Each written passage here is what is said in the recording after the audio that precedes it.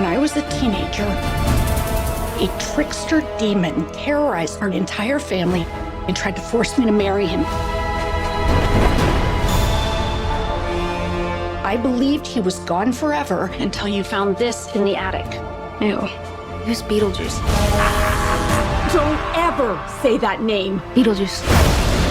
No, Astrid! I am serious! If you say his name 3 times, he will appear. Beetlejuice. Welcome, foolish mortals. No, that's the wrong spooky franchise. How's it going, guys? Welcome back to my channel and time for another episode of Luke's Reviews.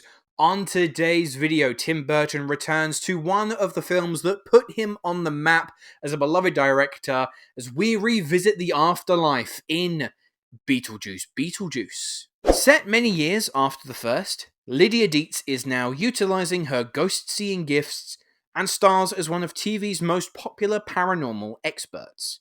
But tragedy strikes, meaning Lydia is called back home to attend a family funeral, reuniting her with kooky stepmother Delia and estranged daughter Astrid.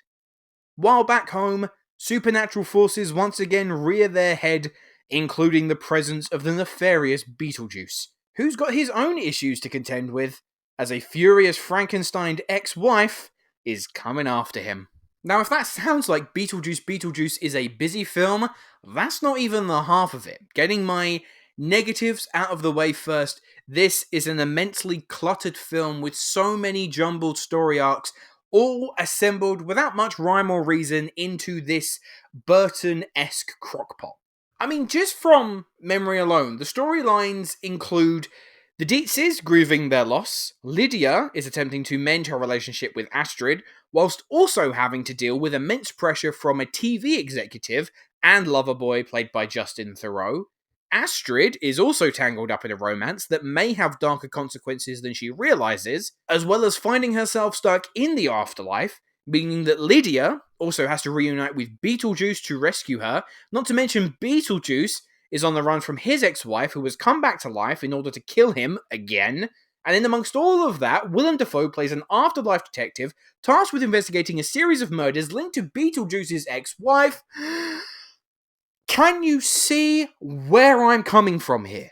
All of these stories are just thrown together, jostling for relevancy. Some of the lesser storylines essentially just fade away without much of a conclusion. There are colourful moments in each of these threads, but together they all lack cohesion. I also think that it is worth noting that in regards to your overall impression of this sequel, that does depend on your admiration for the first. Now, I watched the original for the first time a few years ago around the time of COVID, and I have to say, I appreciated its aesthetic appeal, but the film didn't really do a lot for me.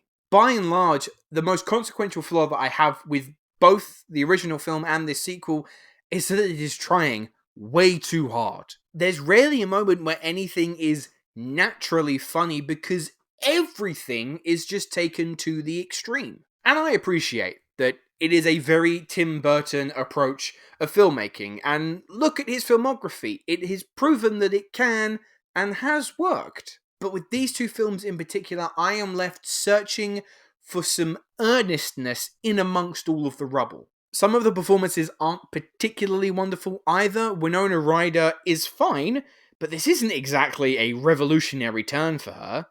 Jenna Ortega, I was under the impression that she was meant to be Tim Burton's newest muse, and in this film, she's oddly subdued, which just in general comes off as a very peculiar decision. And actors like Willem Dafoe and Monica Bellucci, they're great actors to have in your ensemble, but it's so disappointing when their characters appear so fleetingly. But that all being said, Beetlejuice Beetlejuice is not a complete dirge. It has more than enough to make itself tick that fans will be happy, and even grumpy old mizogs like me can crack a smile or two. Many of the gags are callbacks to the first, but they also take a much darker, more macabre sense of humour, which proved to get a few laughs out of the audience that I was in, and myself included.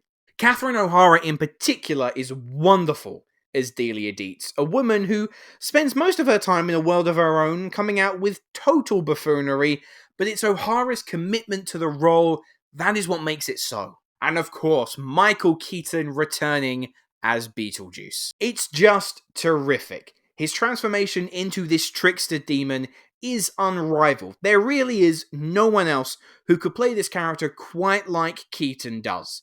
The quips, the revolting personality, the borderline fourth wall breaks. Whilst I may be lukewarm on both of his films, Michael Keaton is undoubtedly the star of each of them. Undeniably though, the highest praise that I can bestow upon this film is when talking about the ingenuity and the practical creations that go into bringing the afterlife to life. It was my favourite aspect in the first film, and the same is completely true with this sequel. From an almost cancellation of any visual effect, Burton utilises as many creative practical filmmaking techniques as he can to bring us into the afterlife once again.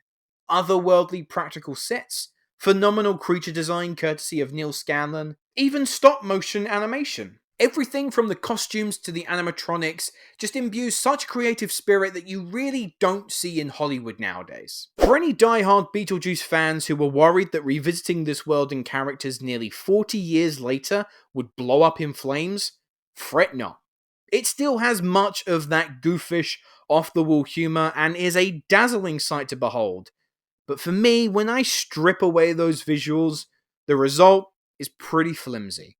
A painfully crowded story derails much of the film's momentum, and personally, I don't think I'm all that fussed about saying Beetlejuice a third time. I'm going to give Beetlejuice Beetlejuice a 4.5 out of 10. Anyway guys, those were my thoughts on Beetlejuice Beetlejuice. Let me know, have you had a chance to watch the film yet? What did you think? Leave your thoughts in the comments below. Now my question to you, I would like to know, of all of the films that he's done, not what is your favourite Tim Burton movie, but who is your favourite Tim Burton character? But that is all the time we have for today, so thank you very much for watching. Make sure to like and subscribe, and I will see you in the next video. Hello, thank you so much for watching. I hope you enjoyed the video. If you have, make sure to click that like button, and if you aren't already, click that subscribe button too.